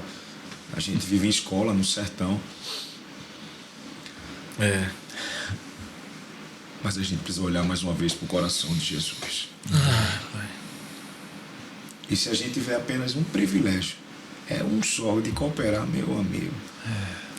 Ser participante do que ele tá fazendo. Tá bom demais. Russo, o que é que tu foi? Cara, eu só era o garçom. É uma piada interna, assim. Não, voltando. Mas só um garçom que tá fazendo o quê? Só. Tava tão bem. Tô servindo só. Só uma aguinha. Que o Senhor nos ajude, Gil. Obrigado pela sua vida, pela sua casa. Você sempre foi um amigo, um cara que nos encoraja, um irmão, alguém que é um exemplo de um testemunho que a gente pode dizer: Jesus está sendo glorificado. Amém. Seja na maré, meu irmão, seja na Europa, seja onde o Senhor te levar, Gael vai poder dizer: cara, meu pai ama Jesus. Amém. Minha mãe ama Jesus. Eu só quero amar a Ele. E por causa disso, certamente, ele vai gastar a vida por Cristo. Amém. Nosso porque sonho, ele viu alguém queimando de amor por Jesus. Com os olhos sempre marejados de lágrimas. Apaixonado. Simples, humilde. Mas de alguém que tem um pedigree. O Gregório falava muito essa parada. Eu citei muito Gregório hoje, né? Mel que vai ficar com ciúme, isso aí, você sabe, né? Não vamos entrar nisso. Mas os avalistas têm um pedigree assim, né, cara? De pessoas que são possuídas pela paixão por Jesus. Eu vejo muito isso na sua vida, meu amigo. Jesus. Alguém que é possuído de paixão por Jesus. Então permanece servindo feijão com arroz, meu irmão. Foi isso aí que te tocou. E é isso que vai tocar muitos meninos no Rio de Janeiro. Os fuzis para baixo e os jornais levantados. Amém. Glória a Deus. De Glória a Deus. Tocando a muitos. Amém. E você, Gil? Quer Cara, eu queria falar nesse último momento sobre o primeiro capítulo do livro Devoção. Eu falo sobre voltar às águas rasas. Acho que tem a ver com o que a gente está comentando aqui, porque voltando a estudar os evangelhos, eu percebi o quanto o evangelho é simples. Porém, a sua simplicidade não anula o poder intrínseco nele. E fazendo um paralelo da simplicidade do evangelho com a realidade da minha geração, a gente consegue entender por que a nossa geração tem tanta dificuldade em pregar só o evangelho. Porque o evangelho parece ser muito pouco para algo tão poderoso que tem que acontecer. Sim, meu Deus. E aí começam a adulterar, ou outros começam a tentar acrescentar ao evangelho para que ele fique um pouco mais imponente. E aí, fazendo esse paralelo, eu fui percebendo que muitas pessoas que estão anunciando esse outro evangelho, como Paulo diz em Gálatas capítulo 1, é como se, por exemplo, no Rio tem muitos passeios de barco, região dos lagos, Angra, que também deve ter em Vitória. E normalmente quando as crianças estão no barco, normalmente as crianças querem pular do barco, querem ver os adultos pulando, quer ir para o fundo. A criança na praia não quer ficar no raso, ela quer ir para o fundo. Na piscina não quer ficar no raso. Tem a piscina de criança, mas ela quer ir para a piscina de adulto. Por quê? Porque a graça da criança é querer ser o que ela não é ainda. Ela quer ir para o fundo. Então, para os pais deixar as crianças brincar nas águas profundas, Ela tem que botar um colete, uma boia, um macarrão para poder brincar. Então, eu tenho visto que boa parte da nossa geração tem brigado para poder ir para as águas profundas. Mas só conseguem estar nas águas profundas porque estão de boia. Então, qual o sentido de brigar para estar no profundo se não é profundo? Meu Deus. Caraca. Repete isso de novo aí, por favor. Qual o sentido, Russo, das pessoas brigarem para estar no profundo se elas não são profundos? Não estão prontos. Elas não conseguem perceber a riqueza que tem por debaixo da superfície que ela está. Então as pessoas ouvem uma mentoria de escatologia e está querendo ensinar o pastor que tem 30 anos de ministério sobre a escatologia que ela ouviu por 2 horas. Sendo que ela está ali ainda no superficial ali com a boia. Meu Deus. Aí se você pegar essas pessoas e ir para a base do evangelho, cara, tu quer brigar de escatologia, beleza. Vamos falar de justificação? Fala para mim de justificação. Não é o que você acha, pensa, o que você ouviu alguém dizer. É o que está escrito. O que você sabe sobre justificação? Não, então, eu acho que... Não. É o que está escrito sobre justificação. Sendo que a justificação é o coração do evangelho, o cara não sabe. Sim. Exato. Mas ele está querendo discutir escatologia. E aí nos leva a uma reflexão, e é o convite que eu faço no primeiro capítulo do livro Devoção, abandonar a superficialidade das águas profundas e voltar para as águas rasas. Para quê? Para ser raso? Não. Para ser profundo no raso. Sim. Voltar a pegar graça, evangelho, na totalidade do evangelho. Sim. Cara, e ser profundo naquilo que é simples. E a maneira como nós passarmos pelas águas rasas vai determinar nossa permanência nas águas profundas. Sim. As águas profundas em Lucas 5, Jesus entra no barco de Pedro e fala, cara, afasta um pouco. Ele prega, no final da mensagem ele fala, Pedro, vamos para as águas profundas. E para as águas profundas é um convite que Jesus leva. Quando olhamos para Ezequiel, a história do anjo medindo, Isso. à medida como nós passávamos pela primeira fase, determinava se a segunda etapa ia ser aberta. Passávamos pela segunda, a terceira fase era aberta. As águas estavam no tornozelo, eu entrava em obediência, andava, a segunda etapa era aberta. A água ia subindo até o momento que só era possível atravessar a nado. Então, um convite dentro de tudo que a gente está falando hoje, eu acho, cara, acredite, essa simplicidade, essa mensagem simples, ela é o suficiente para transformar o mundo. Exato. Quando olhamos Reinhard Bonnke, Billy Graham, nos próprios livros de Reinhard Bonnke, ele diz que nunca pregou um sermão que não foi um feijão com arroz. Sim. Mas em um dos cultos do Reinhard Bonnke, 1 milhão de pessoas entregaram a vida para Cristo. Com feijão e arroz. Meu Deus. Eu não preciso inventar nada novo, porque já inventaram a roda e eu não vou conseguir inventar a roda de novo. Só vamos fazer o que é básico. Mas um básico feito com o coração incendiado, aquecido. Amém. Com João 3,16 sendo compartilhado na essência do coração do Deus Pai quando decidiu enviar o Filho dele. Aleluia. Amém. O simples, mas encharcado de amor, de graça, de misericórdia, de compaixão. Então acho que nesse finalzinho, se eu poderia deixar como um conselho para os nossos irmãos que estão nos assistindo, cara, volte para a simplicidade do Evangelho, sem adulterar o Evangelho. Acredite, eu sei que parece difícil, mas você não precisa da bicicleta do meio do campo. Não precisa de nada além do que está escrito. É simples, parece que não vai dar em nada, mas o resultado final não é nosso. Anuncie o Evangelho e deixe que o próprio Evangelho, ele é poder de Deus para a salvação. É ele que é responsável pelo resultado final, não é nosso. Nós só vamos continuar espalhando semente, sendo fiel a quem nos deu o privilégio de carregar semente. Acho que é isso. Profundo. Acho que é isso. Profundo. Acho que diante disso é só a gente orar, porque é o que nós precisamos permanecer, é com essa palavra. Essa simplicidade, um coração fiel, disponível, obediente, pronto para o Senhor. Vamos orar. Das mãos. Pai, nós te agradecemos por esse momento, Senhor. Obrigado. Pai, obrigado por tudo aquilo que o Senhor nos permitiu partilhar nessa noite aqui. Por esse privilégio, Pai, de em irmãos aqui, em amigos, partilharmos essas verdades, Senhor. Pai, obrigado porque é maravilhoso poder ouvir dos seus grandes feitos e estar com o nosso coração incendiado aqui, mas há um clamor em nós, Pai.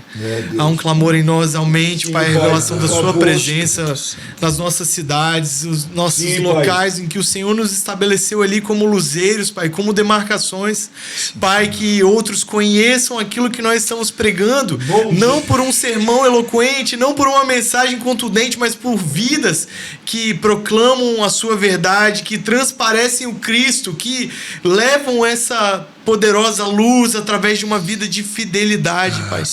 Pai, levanta os teus obreiros fiéis sobre o Brasil, Pai. Amém. Irmãos que estão escondidos no Senhor em suas comunidades, sendo fiéis, Pai, a uma palavra, a uma mensagem, Pai. Usa os teus filhos com ainda mais revelação, mais poder, mais unção, Pai. Pai, nós cremos que todas as promessas que o Senhor fez sobre a nossa nação, sobre o Brasil, Pai, nada é em vão, Pai, nada é utopia. Nós acreditamos e tomamos posse, assim como a sua palavra diz, não apaguem o espírito e não rejeitem as profecias. Nós estamos, Pai, abraçados com essas profecias, com a sua palavra, mas acima de tudo, fiéis à sua voz, Pai. Levante os Ananias desse tempo, levante os teus filhos desse tempo que são fiéis a uma palavra, fiéis a uma mensagem, escravos por amor dessa presença, Pai. E aqueles que literalmente querem viver águas profundas, mas a partir de um lugar de maturidade, de conhecer a Ti, passo a passo. Pai, mergulhando passo a passo, caminhando mais 500 metros, mais 500 metros, até que essa profundidade nos leve a conhecer mais e mais o Teu Espírito, Pai, da Tua presença. Pai, abençoe cada um do Rio de Janeiro, cada irmão seu, em Recife, em Vitória, em Minas Gerais, seja onde for. Levante na nação brasileira um povo apaixonado pela sua presença e que está disponível para ser participante daquilo que o Senhor nos convocou, dessa grande comissão, na pregação da sua palavra, aquilo que nos feriu, que nos faz brilhar os olhos, incendiar o coração, e que nós somos feitos para responder, Pai. Obrigado por tudo, obrigado pela vida dos teus filhos. Cuide da casa do Gil, da Joyce, do Gael. Fortaleça o Senhor, proteja-os todos os dias. Mas que eles continuem sendo essa demarcação da sua presença. Esse lugar de luz, esses luzeiros, esse farol, ali onde o Senhor os estabeleceu. Em nome de Jesus. Amém, amém, amém. Jesus. Aleluia. Deus é bom, Gil, obrigado. Mano. Obrigado. Estar aqui que com prazer receber você aqui. Que momento maravilhoso, cara. Eu só tenho gratidão ao Senhor pela sua vida, ao meu irmão Russo. Mais um episódio de a gente chorando aqui. Obrigado, mano. Obrigado muito por tempo tudo. Que eu não encontrava o Russo, né? É verdade.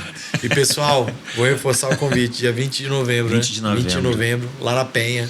Complexo Procura da Penha. No Instagram a manifestação dos filhos. Manifestação dos filhos. Qualquer Procura coisa podem lá. até chamar lá no direct, vai ter alguém para responder vocês lá. Amém. E eu reforço aqui, ó, um pouquinho do que a gente falou tá aqui, né? Se quer conhecer mais esse testemunho, Deus sempre nos encontra aí para partilhar mais disso, né? É verdade. Então, obrigado, Gil. Que Deus abençoe você. Que Deus abençoe você. Siga o nosso canal, se inscreva, acompanhe aqui essas mensagens e, por favor, partilhe essa mensagem com algum amigo, com algum irmão, porque eu tenho certeza que a gente vai juntar mais pessoas aqui ao redor da presença para chorar junto, para ser incendiado pelo Evangelho, e essa é a nossa intenção. Deus abençoe você.